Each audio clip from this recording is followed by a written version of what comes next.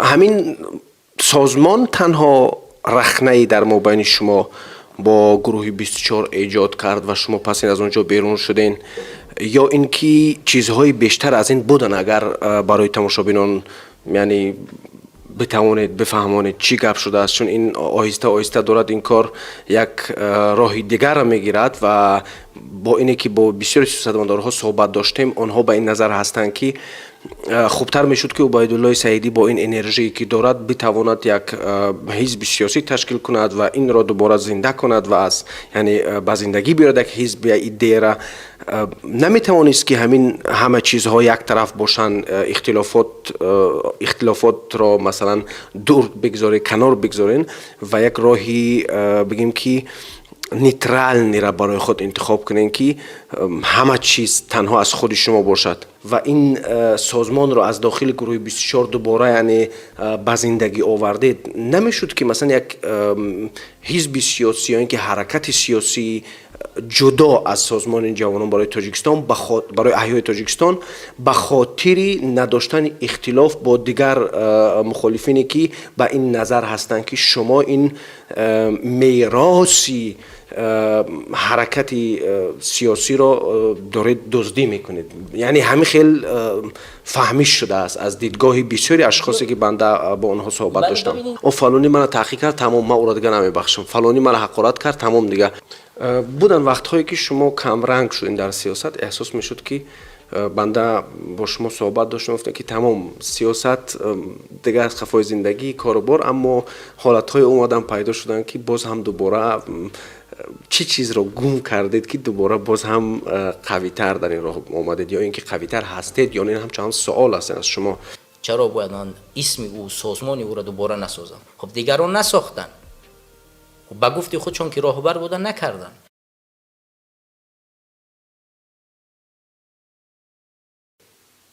آن وقت که شما صداقت کردید، آنها سیاست کردند.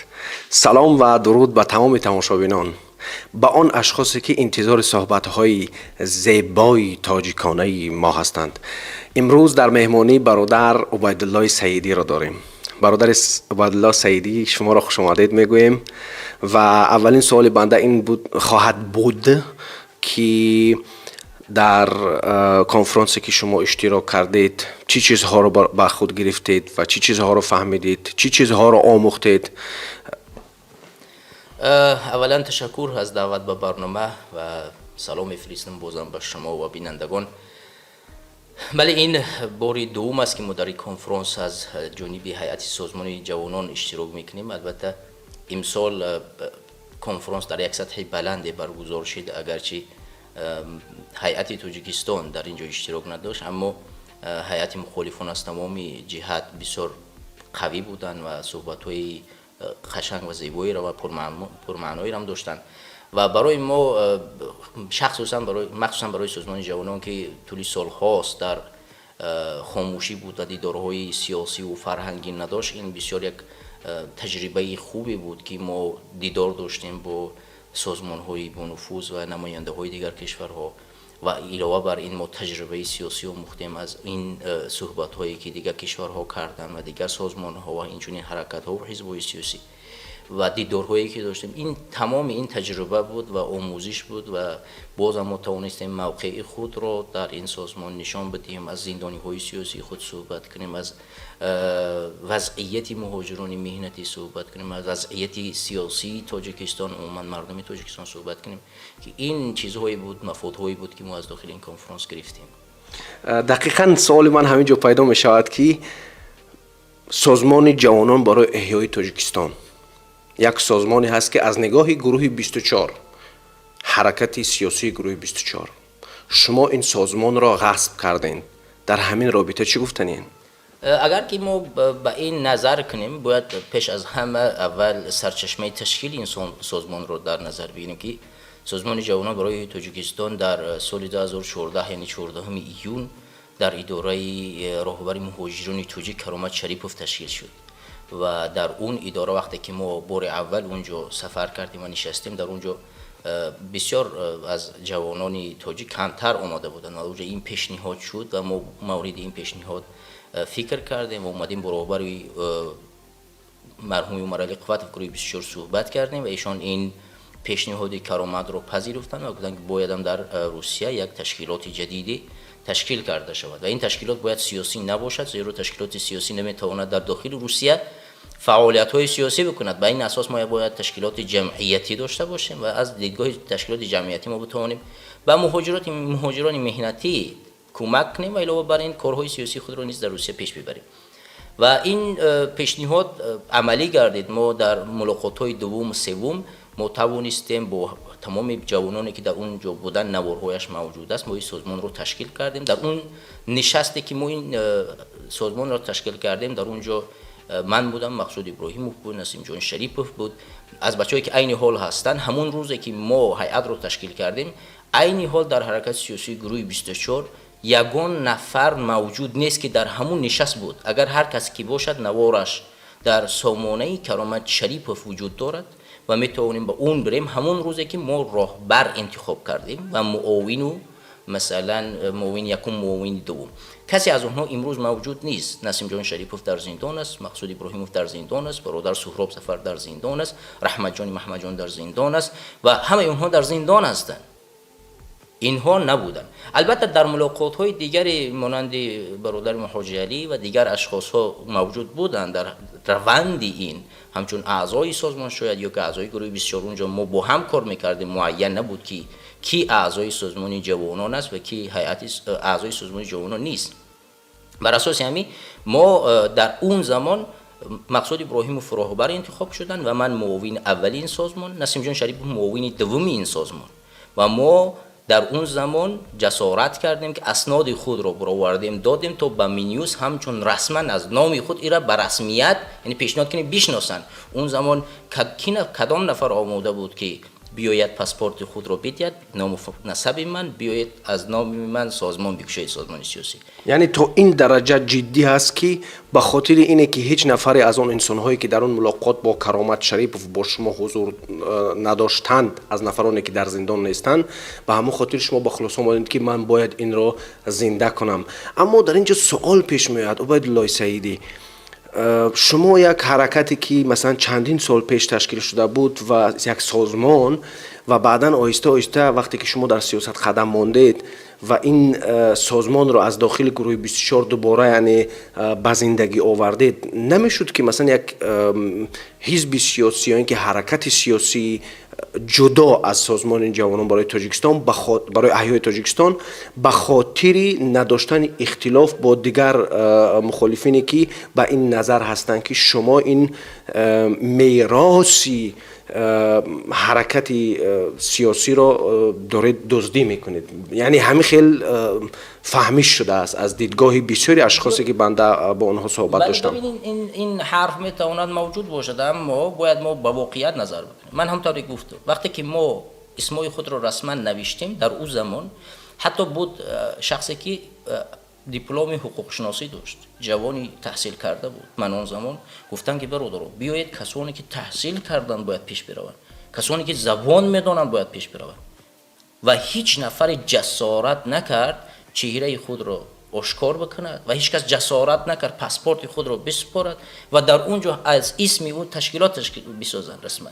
یعنی تو این درجه ترس وحشت در اغلب اشخاص بود. وقتی به اروپا آمدیم اشخاص یا که به ترکیه رفتن، بعضی از اشخاص چهره‌های خود را آشکار کردن و دارای کدوم سازمانی شدن، این به من ربط ندارد. وقتی که من به کشوری اروپا سفر کردم و بعد از دزدیدن مقصود ابراهیموف در سال 2015 یک انجمن تشکیل شد، انجمن نیروهای سازنده تاجیکستان. در داخل همین انجمن اینها تشکیل کردن انتخابات گذراندن که سازمان جوانان راهبرش معروف لنگرچیف شد و معاونش محمد صابر عبدالقاهر. من رسما در سامانه فیسبوک خودم نوشتم که من معاون سازمان جوانان برای احیای تاجیکستان این قرار را قبول ندارم. این قرار بدون شاگردان مقصود ابراهیموف و بدون تصمیم شورای سازمان صورت گرفته. انجمن یک نهادی ائتلافی است و چه حق دارد که رئیس یک سازمانی که وارد می شود قبول کند؟ سازمان گروه ها میتونن رئیس انجمن را تعیین کنن، نه انجمن میتونه رئیس گروه ها را تعیین کنه، چون کار یک گروه کار داخلیش است. رئیس او گروه باید همون گروه چی کنه، تصمیم بگیرد. این خلاف معیاری هر یک سازمان است. من این رو در سامانه خود نوشتم و نپذیرفتم.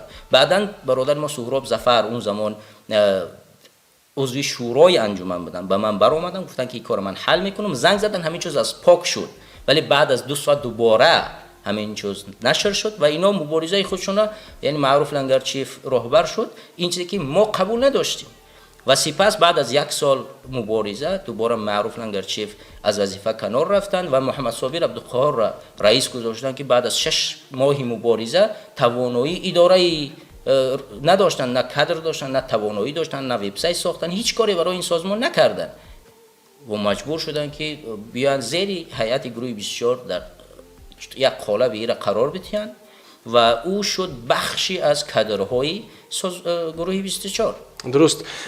همین سازمان تنها رخنه‌ای در مابین شما با گروه 24 ایجاد کرد و شما پس از اونجا بیرون شدین، یا اینکه چیزهای بیشتر از این بودن؟ اگر برای تماشابینان یعنی بتوانید بفهمانید چی گپ شده است، چون این آهسته آهسته دارد این کار یک راه دیگر را میگیرد و با اینه که با بسیاری سیاستمدارها صحبت داشتیم، آنها به این نظر هستند که خوبتر میشد که عبیدالله سعیدی با این انرژی که دارد بتواند یک حزب سیاسی تشکیل کند و این را دوباره زنده کند و از یعنی به زندگی بیارد یک حزب یا ایده را.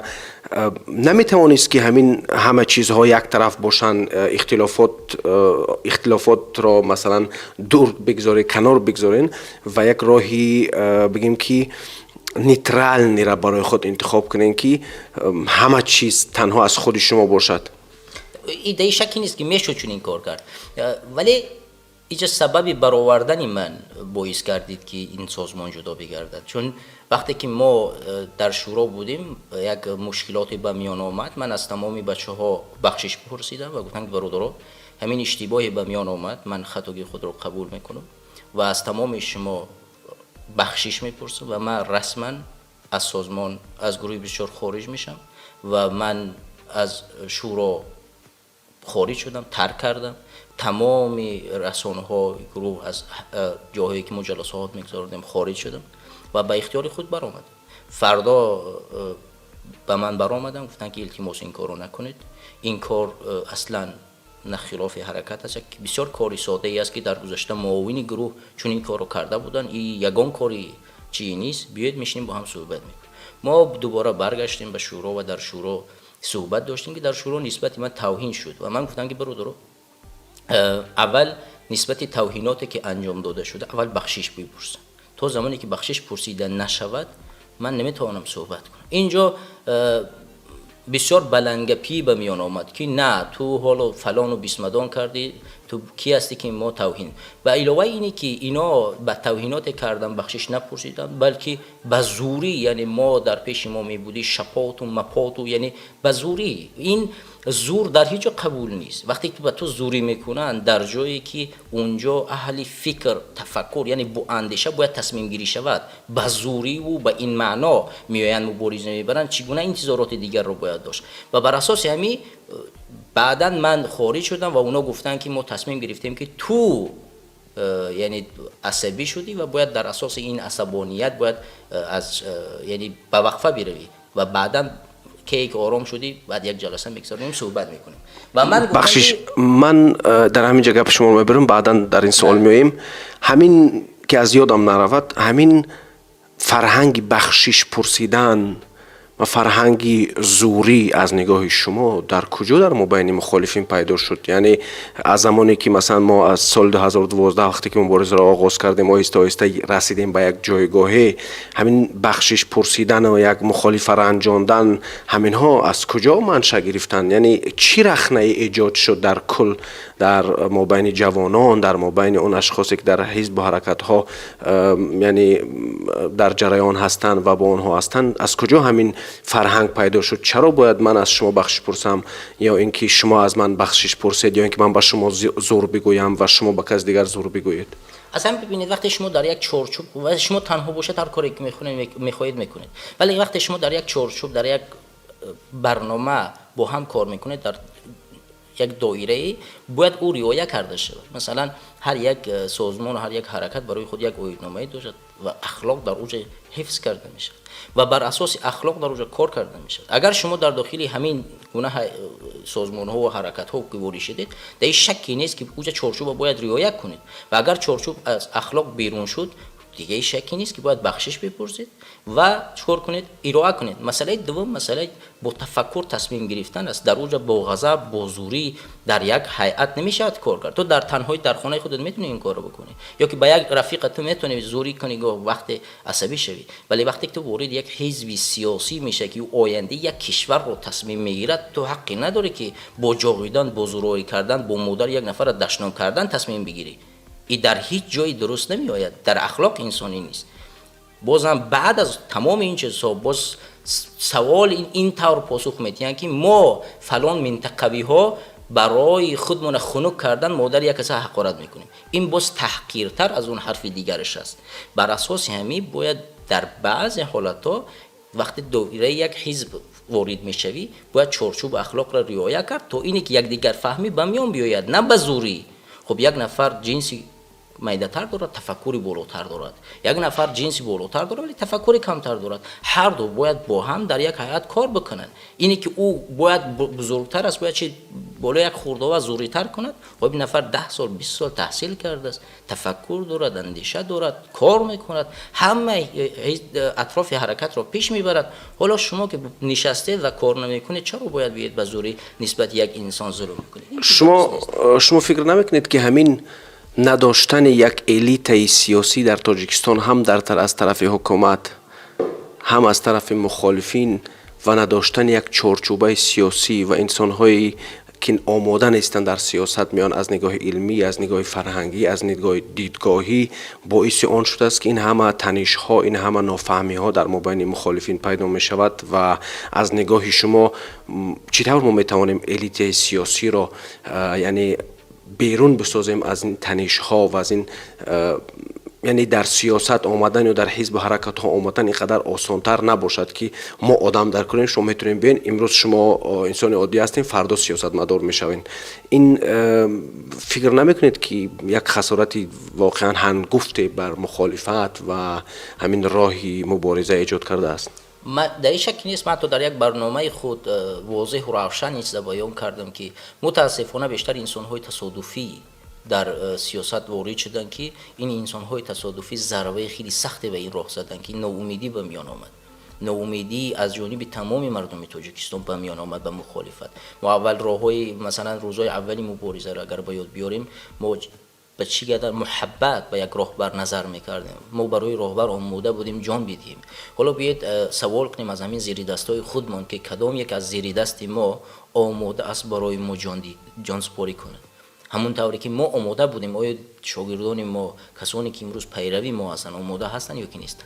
این نشان به اون میدهد که متاسفانه امروز همین انسان‌های تصادفی اون باوری مردم رو از ما گرفتن با کارها و اخلاقها و کردارهایی که انجام دادن. شما درست قید کردید که نبودنی تفکر، نبودن اون الیتی سیاسی، نخبگان سیاسی باعث همین میگرده که ما به اینجا بیایم برسیم. چون وقتی که ما روز اول به اینجا اومدیم ما 10 بار گفتیم بیایم ما یک چارچوب داشته باشیم که این چارچوب تمام مخالفت را اداره کند. ما نگذاریم مثلا یک تاجیک از پشت یک تاجیک دیگه عریضه بنویسد. ما اجازه ندیم یک تاجیک مخالف تاجیک دیگه را حقارت کند و بزند. ما گفتیم این چارچوب اگر ما رعایت کردیم ما پیروز میشیم و آبروی ما حفظ میشود. ولی همین کار نشد.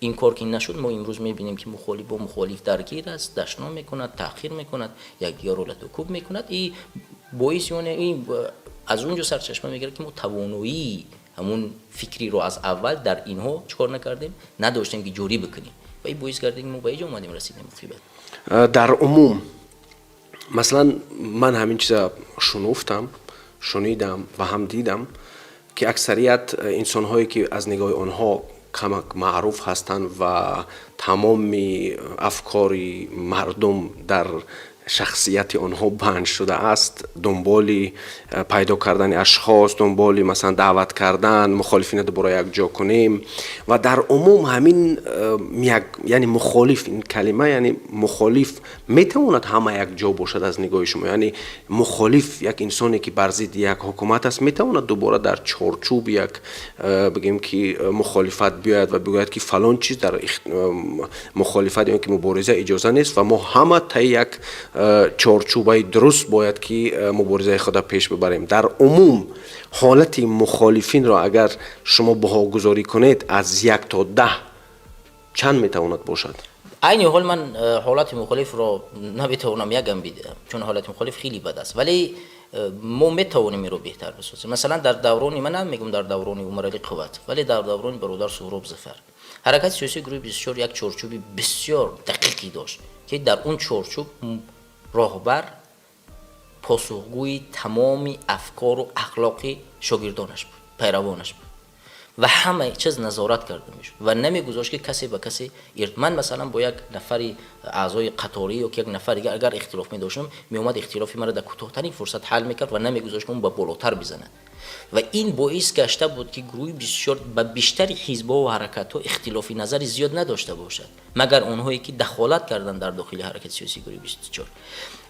عین حال همین چیزها از بین رفته است در هر سازمان و حرکت‌های و تا زمانی که همین را ما دوباره به دست نیاریم که کنترل واقعی چه حزب نهضت اسلامی تاجیکستان باشد، چه حرکت سیاسی گروه 24 باشد، چه سازمانی ما باشد، چه سازمانی شرف‌الدین گدایی باشد، هر جنبش حرکتی که موجود است این باید همین گونه پاسخگو باشد که آمد هیئت رو معین کرد یا که رهبریت وقتی اومد صحبت کرد دیگر اعضا و سازمان حرکت‌ها یعنی چیکار نمیکنه، دخالت نمیکنه، یک نفرش نمیاد دیگه دخالت کنه. یک نفرش یک کار کرد در جلسه یک اتفاقی افتاد، یک نفر توهین شد، باید راهبر پاسخگوی او باشد چون جلسات روند سیاسی داخل یک حرکت وابسته کی است؟ حرکت است، وابسته این شخص نیست. باید راهبر کنترل بکند. وقتی کنترل نکردی آینده همین چیز از بین میره. من فکر میکنم که ما میتوانیم به همین قدر سختی ها بازم یک جاشیم، فقط در حالتی که هر حزب حرکت و سازمان باید چیکار کند؟ کنترل تمامی جرایم ها رو به دست راهبر یعنی راهبرا به دست بگیرن و راهبر پاسخگو باشد، نگذارد که یک زیری دستش کار کند، زبان درازی کند و این باعث میگردد که ما میتونه یعنی قانع بگرداند زیری یعنی یک چارچوبه احزابی وجود داشته باشد که همه در اون چارچوبه یک جایه باشند. اما انسان‌هایی هستند که امروز از خواب بیدار میشن با دیگه تفکر و میخوان این را افاده کنن، با مردم صحبت کنن، نمیتونن. همه انسان‌ها یعنی غروری افکاری آنها و طرز افکار آنها این چیز را اجازه نمیدهد که کسی آنها را در اخلاق آنها، در گفتار آنها، در حرکت آنها کنترل داشته باشد. اما سوالی که بسیار مهم است شخصاً ربط به شخصیت شما دارد. از اینه که من صحبت داشتم با اشخاصی که با شما مشکلات داشتن، اونها با این نظرن که عبیدالله سعیدی منشأ همه این جنگ ها، افکارها یعنی این کانفلیکت های هستند و خود همیشه خود را حق میبینن و هیچ وقت آماده نیستن که بگن که نه من در این چیز حق نیستم. اگر که بخشش هم پرسن باز هم همون راه خود دوام میدهم و باز هم با همون افکار خود، یعنی من تنها در اینجا حق هستم، راهی من تنها درست است. تا چی درجه اگر که اینجا در یک حقیقت کامل شما صحبت کنید تا چی درجه همین اخلاق رو شما دارید؟ ببینید من در قدم اول گفتم که وقتی که من همون اشتباه صورت گرفت، من در شورا تا حال صدای من در دست بچه‌ها هست، من آشکار بیان کردم که برادرای عزیز و گرامی همه شما رو دوست می‌دارم، این اشتباه بود، یک خطا بود، من قصداً این کارو نکردم، از خطا این صادر شد و من از تمام شما عذر میپرسم. صدای من هست در دست اونا، میتونن این چیزا نشر بکنن که من بخشش میپرسم از همه شما و من به اختیار خودم خارج میشم. من این چیزا گفتم، من رد نکردم که من بخشش پرسیدم، نه، و من خارج شدم از تمام جا رفتم. اینا دوباره مرا گرفتن، فریاد کردن، آوردن بس اون شورا و دوباره گفتن که بیا از نو صحبت میکنیم و من گفتم که برادرو اگر که بخواید صحبت کنید باید توهینات اول بخشش پرسیده شود. من مردانگی کردم، از همه شما عذر پرسیدم، رفتم. شما رو هم توهین کردید، از من عذر بپرسید. چرا طرف دیگر عذر نمیپرسد؟ عذر پرسی مگر یک طرفه میشه؟ باید پذیرش از طرف دیگر باشد یا نباشد. برای همین وقتی که من میگم که من عذر پرسیدم، من اومدم بازم در همون جهتی که من اشتباه دارم عذر بپرسم. من کارم اساسی برآوردن من چی بوده؟ یک نقطه، به شورا دروغ گفتن. خب من بارها گفتم که من به سریت بعضی از اعضای شورا باور نداشتم. من دلایل‌های اثبات کننده داشتم که میتوانستم. من نمیگم اونها بوز بودن، من اونها سریت نداشتن. سریت از بوز بودن فرق میکنه. یعنی حرف میگوی از سبب بیسوادی یا از سبب کم عقلی میتونه او را در یک جای دیگه بیان کند. این تجربه در روند زندگی 10 ساله ما وجود داشت. من گفتم که من نمیتوانم چیزی که سیر است در شورا بگم. به همین خاطر من در انسان‌های علاهیده میتونستم این حرفا رو بزنم. من 10 بار گفتم که اگر شما اثبات میخواهید درمی، من با شاهدی دیگر رو اثبات میکنم که در اعضای شورا در قدمش من دستیریتش باور ندارم. جلسه برگزار کردیم آمدیم و این کارو نکردن، کار نشد. و من حتی گفتم که بیاید برادر، اگر کی میخواهید تکستی همون نوشته ای برآوردن مرا بنویسید، بیاید مضمونی همون را در من پیشنهاد بکنید. حتی من اومدم خودم بنویسم، فقط شما بگید که شما خارجی. من تیم سید گروه 24 سالها کار کردم، من خودم آماده اون را بنویسم برای نشرش. این برای من فقط مضمونی آن معین باشد، ولی اینو بدون پرسش من این کارو کردم. مضمونی رو برای من شما چرا پس من مثلا در این واکنش نشان ندیم؟ به خاطر که ما با هم 10 سال کار کردیم، باید اونا حتما مضمونی چیزی را که تصمیم میگرفتن این کارو بکنن. شما فکر نمیکنید که در بسیاری از کارهایی که شما انجام میدهید، در مثلا یک انسان تحقیر کرد، یک انسان دشنام کرد، شما میده بازی زیاد میکنید در این ساحه؟ او فلانی من تحقیر کرد، تمام من او را دیگه نمیبخشم. فلانی من حقارت کرد، تمام دیگه.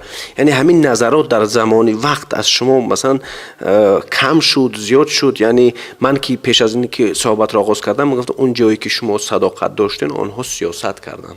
یعنی چرا که شما همین سیاست را پیش نگرفتید یا اینکه نمیگیرید، یا اینکه همین مشکلاتی داخلی یا اینکه دشنام باشد، حقارت باشد، مثال یک رئیس جمهور یا اینکه یک نفری رهبر، اونها انسان ها در اینجا و در آنجا در بودنشان در نبودنشان یک تحقیر میکنن. اینها یگان یعنی که اعمال فیزیکی ندارن این دشنام ها. ببینید ما در حرکت سیاسی گروه 24 یک چارچوب بسیار دقیق داریم. هر کجای حرفی را گفتید در اونجا همونجا بخشش میپرسیم. ما همین گونه با داشتیم همین گونه با دادو جان عطاولویف رفتار کردیم. دادو جان عطاولویف در زیلو ما را حقارت کرد، تا زمانی در همونجا نرفت بخشش نپرسید ما نبخشیده میشه. همین طریق حزب نهضت اسلامی تاجیکستان با اون اساس ها در داخل حرکت سیاسی گروه 24 دخالت کرد که ما قطعنامه ارتباط نوشتیم، اون چی را نشر کردیم، گفتیم که ما دیگه قطعی ارتباط سیاسی میکنیم تا زمانی که در همون سامانه هایی که شما با ما اتهام زدید در همونجا بخشش نپرسید یا اینکه حدی میکن بگردن نگیرید که شما نبودید، ما برقرار نمیکنیم ارتباط مونه. پس من از مال همین حرکت بودم، نه سالها در همین حرکت کار کردیم. پس من از همون چارچوب استفاده کردم. هر کجایی که حرف زدی من همچون مرد بخشش پرسیدم، تو هم بخشش بپرس. این زوری ندارد، اون قدش بلندتر اون پستر از من چی فرق میکنن؟ ما همه در شورا با یک آواز حق داریم. آواز کسی بلند پایان کی نیست. برای اساسی همین من بر پرینسیپ های گروه 24 کار کردم، از پرینسیپ های اونها دور نرفتم. که همینجا شما در اولی برنامه گفتین که اشخاصی تصادفی در سیاست اومدن. شما خود رو از اون اشخاصی تصادفی نمیدونین؟ من 100% انسانی تصادفیم در سیاست. در این شکی نیست که من تصادفاً به سیاست اومدم. من در روسیه وقتی که کرامت شریپوف گازیت ها تقسیم میکرد، من فقط گاه از گازیت های او، از روزنامه های او در بازارها تقسیم میکردم. وقتی مرحله قوت پیدا شد من فقط به خاطر صدای اون مرد به میدان آمدم. ولی این باعث اون نمیکرده که من مثلا در راه سیاست به سیاست ضربه بزنم. نه، من در طول 10 سال مبارزه فقط تلاش کردم که اخلاق خود رو بهتر بسازم، تفکر خود رو بهتر بسازم، خودم رو نوسازی کنم و هر روز خودم رو مطابق روز نگه بدارم. و در روند زندگی نشان دادم که من میتوانم این کارو بکنم. مثلا صحبت‌های 10 ساله پیشی من رو به امروز مقایسه کنید، کارهای 10 ساله من پیشینه من رو به امروز مقایسه بکنید. در توانی یعنی در طول 10 سال من این تصادفی رو چکار کردم با واقعیت و اون چیزی که من میتوانم یک سیاستمدار، یک الیت سیاسی بشوم، میتوانم این کارو بکنم. و این اساس من نشان دادم گاه وقت انسان های تصادفی را میتونن فایده هاشون از ضررشون بیشتر برسد. من فکر میکنم مفاد من در راه سیاست و صحبت هایی که در راه سیاست بالاتر از هر چیزی است. هزارها مادری که امروز اذیت میکشند برای من تشکر میکند برای تمام دفاعی که من کردم. شما نوارها و تمام نشریهایی که من نشر کردم، چیزی که نوشتم، این همش فایده ای است برای این ملت. بودن وقتهایی که شما کم رنگ شدین در سیاست، احساس میشد که بنده با شما صحبت داشتم گفتم که تمام سیاست دیگه از خفای زندگی کاروبار، اما حالتهای اومدن پیدا شدن که باز هم دوباره چی چیز رو گم کردید که دوباره باز هم قوی تر در این راه اومدید، یا اینکه قوی تر هستید، یا این هم چند سوال هستن از شما. یعنی برای شما سیاست یک بازی زمانه هست، یا اینکه واقعا احساس با خلاصه اخلاص در این راه آمدید؟ ببینید، من بار اول وقت در سیاست شامل شدم 2014 ما میدانی بودیم، نه ما صحبت های زیاد نمی کردیم، ما فقط در میدان. من در زیلو خیلی کم صحبت می کردم. من فقط یک انسان میدانی بودم و می رفتم در میدان در تظاهرات ها اشتراک می کردم. در مسجد پرسپگمیر که ما تظاهرات می کردیم در شهر مشتکا و من هر هفته اونجا بودم، نزد سفارت ها می رفتیم اونجا بودیم. وقتی که به اروپا اومدیم این تظاهرات عملی به مبارزه عملی به مبارزه انتقادی پیوست، یعنی به سخن. اون چیزی که در توانی من نبود، یعنی بچه‌ها در زیلو در یوتیوب در هر جا میرفتن برنامه‌ها میکردن و من توانایی این چیز رو نداشتم.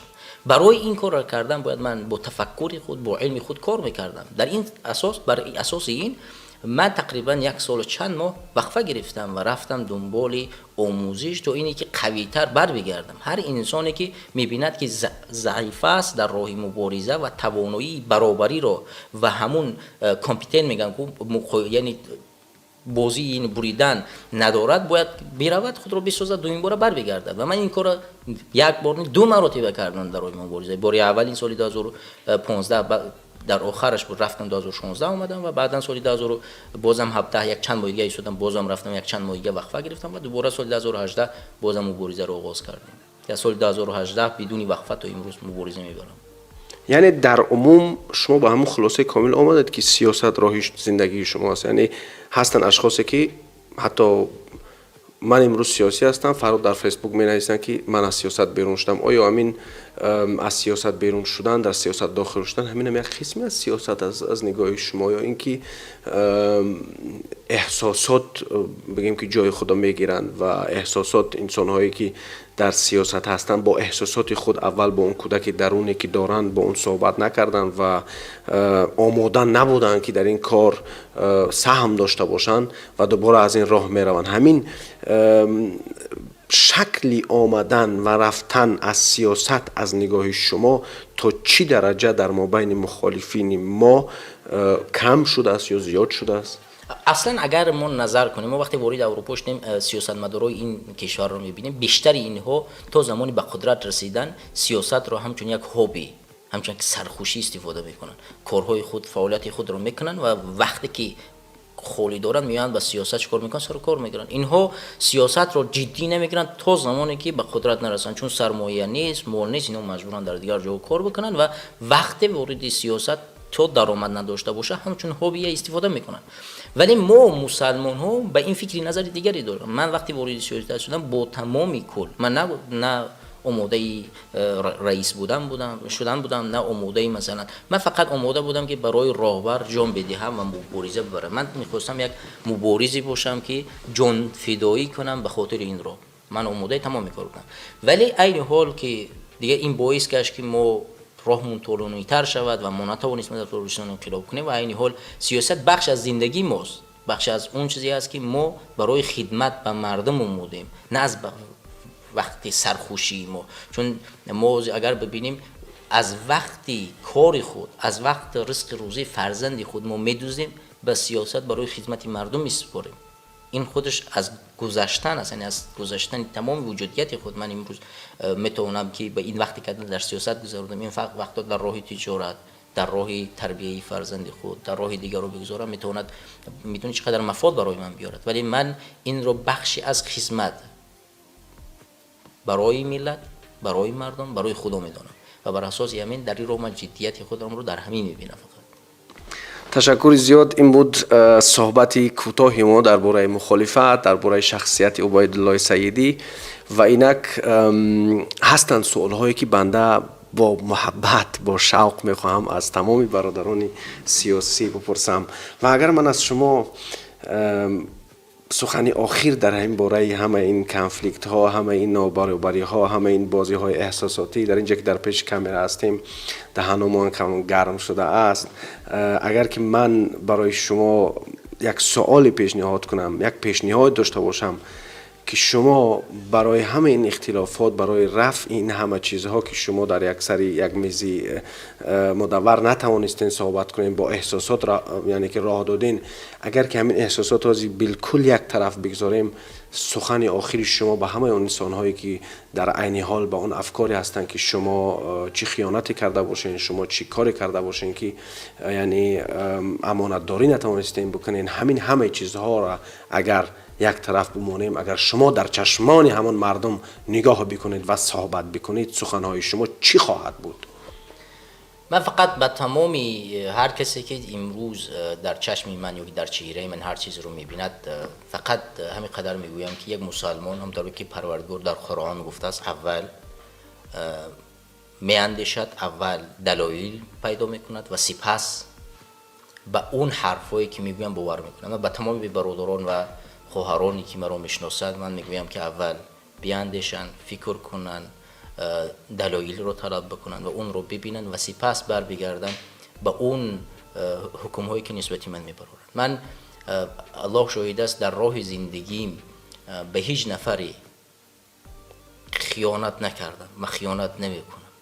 من بر اساس اون چیزی که عقل من درست میشمارد کار میکنم. من در روند زندگی به هیچ نفری دشمنی نکردم تنها مگر به خاطر خدا نباشد. من دشمن خدا رو دشمن خود میدونم و دوست خدا رو دوست خود میدونم و هر کسی که اگر دشمن خداست پس بداند که دشمن من است و اگر این بوده من قطعش دوست نیستم، رفیق نیستم. و من به هر اساس همین در حرکت سیاسی گروه بسیار مبارزه بردم، در سازمان جوانان مبارزه بردم و بازم مبارزه میبرم. فقط همین قدر میگویم که از عصب و غضب استفاده نبرید. این راهی روشی یک سیاسی، یک مبارز، یک مسلمان نیست. پروردگار پیغمبر خدا بارها غضب را نقد کردند که غضب در بدترین چیز است که یک انسان دارد. شما غضب را کار نگیرید. اگر کسی کاری کرد آماده بخشش بدن، کاری کنید که برادرها آماده بخشش پرسیدن باشند، بتوانند از یک دیگر بخشش بپرسن، عذر بپرسن و عذر پرسیدن جای شرم عیبش نیست. یک کسی در یک جای حرفی زد باید بخشش بپرسه. من این سازمان جوانان را جدا کردم نه به خاطر اون چیزی که من میخواستم اختلافی اندازم، به خاطر که آخران نقطه سازمان من بودم در داخل اون. تمام سامانه‌های سازمان سالها در دستی من بوده. مثلا کسانی که خود را راهبر این سازمان اعلانم کردن، از طریق شورا هم باشد هر چیز دیگه ای را باشد، بار به من مراجعت نکردن که همین سامانه‌های سازمان دستی تو هست یا نه. آیا اینها بار همچون راهبر توانستن به من مراجعت کنند؟ اگر واقعیت راهبر بودن پس در راهبر بودن چون این اشخاص شکی است که بار به من همچون شخص که سامانه فیسبوکین، گروه فیسبوکین، ادن کلاسنیکین، همه اینا دست من بوده، یک کسی به من مراجعت نکرده است. بر اساس همین من خواهش میکنم که بیایید از غضب کار نگیرید. اگر که به من حرفی دارید، شماره من هست، برادر کوهستانی هست، دیگر برادرها هستند، برو این صحبت کنید. اگر من جایی که اشتباه کرده باشم، من هیچ وقت از اون چیزی که واقعیت رو بپذیرم قفا نمیکشم. من هر جایی که باشد آشکار قبول میکنم. من سازمان رو جدا کردم چون آخرین نقطه بودم و در آخرین نقطه‌ای که سازمان ما اونجا بودیم مجبور بودیم برای مبارزه آینده این کارو بکنیم. من میتونستم که یک هیئت دیگه تشکیل کنم، ولی یک حزب دیگه تشکیل کنم، ولی سازمان این زندانی دارد، سازمان این نام دارد، سازمان این که من عضو اون هستم. من چگونه برادر نزدیک خود که در روز سختی در بیمارستان در کنارش بودم امروز اسمش را باید فراموش کنم؟ چرا باید من اسم او، سازمان او را دوباره نسازم؟ خب دیگران نساختن، با گفت خود چون که راهبر بودن نکردن. من امروز مجبور هستم نام مقصود ابراهیموف را به همین سازمان را که تاثیرگذارش هست، تأسیسگذارش هست، اسمش رو بردارم یا که نه. اگر مقصود مثلا 5-6 سال بعد از زندان آزاد شود، من رو ببیند همچون معاون چی میگوید به من که این کار رو نکنم؟ دیگر رو نکردم، من مجبورم بکنم. اگر همین روز هم هر کسی بیا اثبات بکند که بله من در یک جای خطا کردم و بر اساس دلایل اثبات کننده همین کار شده است، من سازمان رو با تمام رسانه‌اش دستش میدم. این سازمان از شما بخشش میپرسم بگیرید راهبر شید مبارزتون رو پیش ببرید. اگر میتوانید من آماده تمام کار با تمام برادرها هستم. خوب، تشکر زیاد از برادر عبیدالله سیدی. اگرچه بنده همین کلمه برادر ما خیلی زیاد استفاده میبریم، فکر کنم که بیشتر همین استفاده بردن در کار نیست، اما این که همچنین قسمی از فرهنگ صحبت ملت ما شده است، خوب استفادهش میبرم. تشکر با شما که وقت خود را در اینجا گذاشتید، نوا را تماشا کردید.